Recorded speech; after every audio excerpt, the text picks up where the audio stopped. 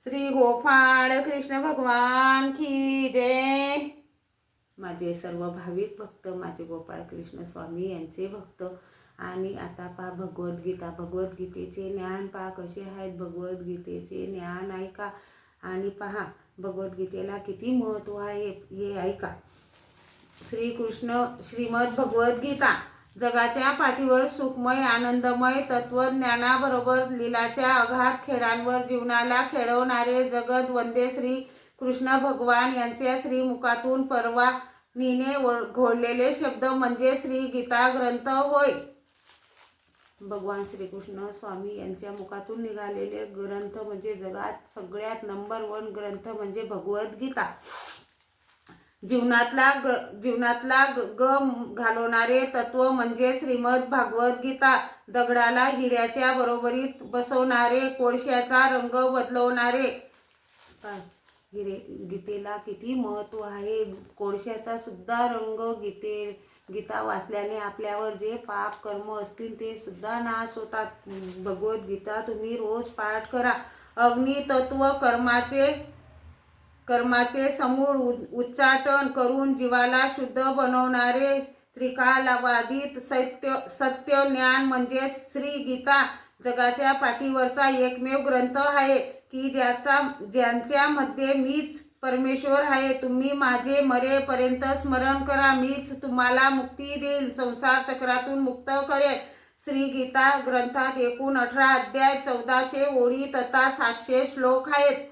ह्या ग्रंथाचा अनेकांनी अभ्यास केला, परंतु परिपूर्ण अर्थाची उकल झाली नाही। अनेक टीका लिहिल्या गेल्या, तत्व शिल्लकच आहे। यावरून परमेश्वराच्या अगाध तत्वाची जाणीव होते। कर्मयोग, निष्काम कर्मयोग व संन्यास योग, जयाला ज्याची आवडी तयाला त्याची प्राप्ती, ज्याची भक्ती करशील त्यालाच पावन होशील याची जाणीव करून दिली। तुम्ही कोण याचे उत्तर तोंडाने काय द्यावे म्हणून देवाने अर्जुनाला विश्वरूप दाखविले।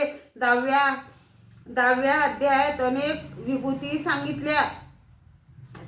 शेवटच्या श्लोकात या सर्व विभूती म्हणजे मी नव्हे, यांना एका अंशाने व्यापून आपण वेगळे आहोत हे श्रीकृष्ण भगवंतांनी सांगितले। 12व्या अध्यायात भक्ती करून तू माझा प्रिय भक्त होशील, परंतु अदेष्ट्या सर्व भूतांना मैत्रम उरून एवढंच हे विसरू नका।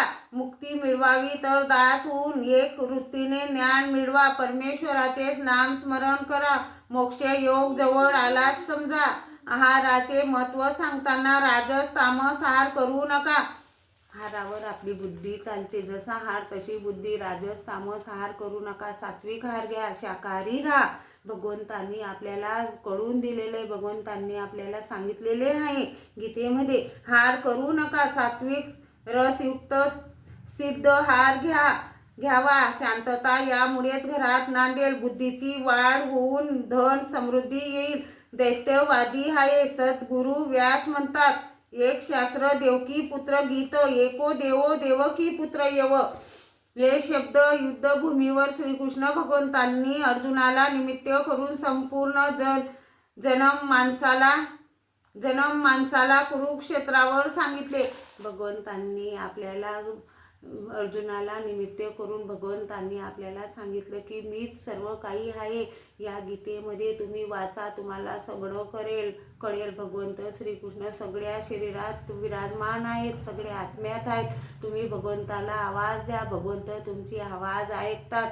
परमेश्वर खूप दयाळू मयाळू कनवाळू आहेत। जे जीव परमेश्वराकडे ज्ञानानं चांगल्या भक्तिभावाने पाहतात त्या जीवांना परमेश्वर दर्शन देतात। परमेश्वर खूप दयाळू मयाळू कनवाळू कृपाळू आहेत। श्री गोपाळ कृष्ण भगवान की जय।